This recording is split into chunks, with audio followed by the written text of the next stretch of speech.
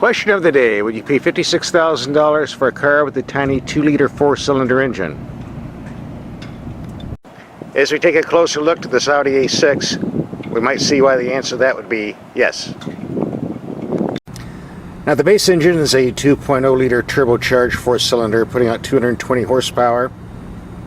Comes in a front-wheel drive, 2-wheel drive system, and a CVT automatic transmission. 0 to 60 is rated at 7.5 seconds and gas mileage at 25 to 33 miles per gallon.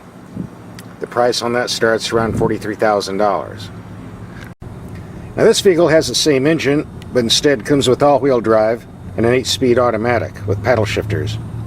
The 0 to 60 time on this is around 6.7 seconds and gas mileage is rated at 20 to 29 miles per gallon. For those who want more power, there's a 3-liter V6 that's supercharged at 310 horsepower. It's a real screamer at 5.2 seconds. I've driven that. It's a very, very powerful, fast machine. Gas mileage is around 18 to 27. And for those with big bucks, there's a turbo diesel. Only 240 horsepower is the rating, but it puts out a whopping 428 foot-pounds of torque and a gas mileage of up to 38 miles per gallon on the freeway. But it's going to cost you $61,000 to get that.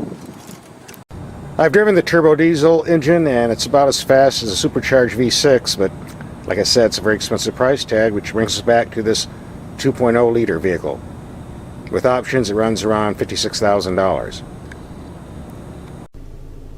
Now, in spite of the engine's small size, this car has plenty of acceleration, especially in the bottom end when you need lots of torque.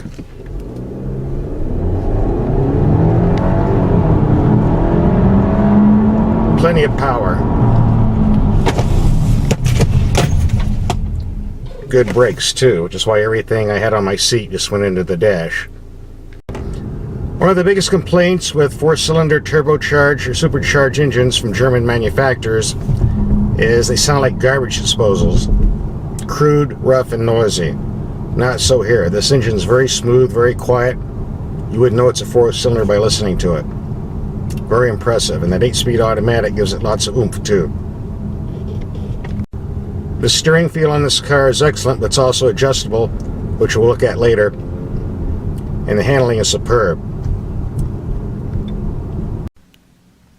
One of the things I like about Audis is they use the same workmanship and materials in their $40,000 cars as they do their $120,000 cars. And it shows. The workmanship and materials in this car are outstanding. Very, very nice. Great seats too. Very comfortable. The gauge cluster is very easy to read and has lots of useful information on it. Now, I'm a person that likes simplicity. Very simple knobs for climate control, very simple knobs for the stereo system. Fortunately, we do get that on the climate controls in the Audi. But for the other items, we get a complex system of knobs and controls on the console. At first it looks scary, but actually it's very easy to use. The first thing we do is turn the ignition on, and your info screen comes up. Again, this is very easy to use. For instance, we press the car information. Now, by adjusting the center knob, we can adjust the steering and the engine performance and transmission shifting from comfort, automatic, high performance, dynamic, or individual settings. Very simple to do. Press the radio, all the presets come up. Very easy to program. Or hit the navigation button. At first it's very intimidating, but after about 3 or 4 hours you can use this whole system. Like I say, it's very easy to use and far better than what you get on other German cars. Or even other non-German cars. Nitpicking complaints? Well, the glove box is a bit too small. And the space under this console here just doesn't cut it. Enough for a wallet. No big deal though. This camera is not made for night use, but this is the best I can do to show you how nice, well lit up this car is at night in the interior.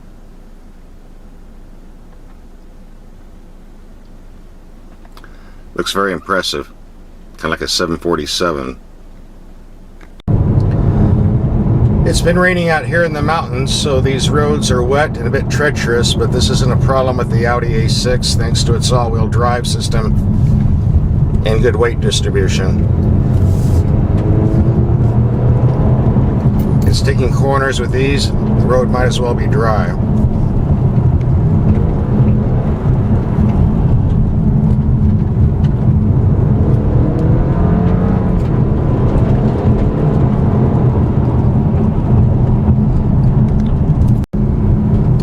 I also might mention, with the 8-speed automatic in dynamic mode, you don't need the paddle shifters. The car shifts about as fast as you could manually anyway.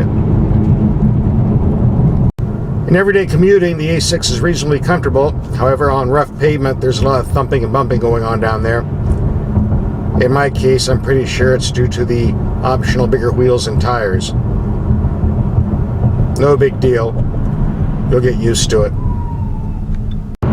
While the highway mileage for this car is rated at 29 miles per gallon, the best I got was around 26 at 75 mile per hour cruising. If you want better mileage, you might want to spring for the turbo diesel, if you can afford the $61,000, that is. About 30 years ago, Mercedes-Benz and BMW were the top German cars, and Audi was on the bottom. Those days have changed. Each year, Audi cars keep getting better and better, while the others keep getting slower and worse. And I think this Audi A6 is the best sedan in its class. If you have any reservations about the 4-cylinder turbo engine, don't, because it offers plenty of performance, especially with the 8-speed automatic. A very nice combination, and a very nice car for the money. I was very impressed. In the car business, there's several rules you have to live by. Number one, never buy a German car unless you have a factory warranty. If you don't know why, you'll find out soon when you get the repair bills. Number two, never order a manual transmission in a car with a powerful V8. The guy with the automatic will beat you. But here's another one. Don't feed stray cats. If you do, you'll end up with something like this. It's been coming out to my door for the past 2 years. Hey, you don't live here. Go away. Go away. Yeah, guess I'm stuck with him. Oh, great. Now he's picked up a girlfriend. That's all I need around here is kittens. Go away.